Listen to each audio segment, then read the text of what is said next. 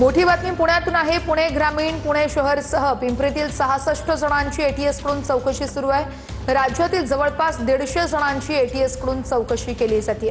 Pakistani gangster शहाजत भट्टीशी संबंध असल्याचा दावा आहे आणि त्याच अनुषंगाने या संशयाच्या अनुषंगाने आता पुढे एटीएस कडून चौकशी केली जाते।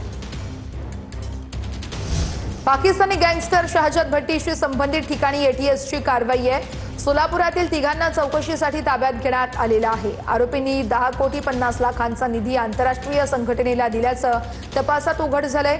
तब्बल 126 कोटींचे संशयास्पद व्यवहार समोर आलेत। आरोपींच्या मोबाईलमध्ये 70हून अधिक पाकिस्तानमधील लोकांचे नंबरही आढळलेले आहेत। पुणे, पिंपरी चिंचवड, चिपळूणमध्ये देखील एटीएसचे छापे आहेत। जो आरोपी ताब्यात आहे त्याचा मोबाईल या ठिकाणी जप्त केलेला होता।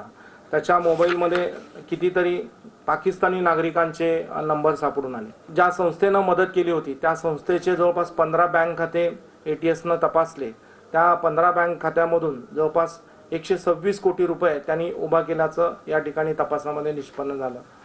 जवळपास त्या संस्थेच्या काही सदस्यांकडे जवळपास 70च्या पुढं पाकिस्तानी नागरिकांचे नंबर असल्याचं आढळलं। पाकिस्तानी नागरिकांचे व्हॉट्सअप ग्रुपला या संस्थेनं जॉईन केल्याचं आढळलं। सोलापूर जिल्ह्यामध्ये जी संस्था होती त्या संस्थेच्या पदाधिकाऱ्यांकडे जवळपास 50 पाकिस्तानी नागरिकांचे नंबर आढळले।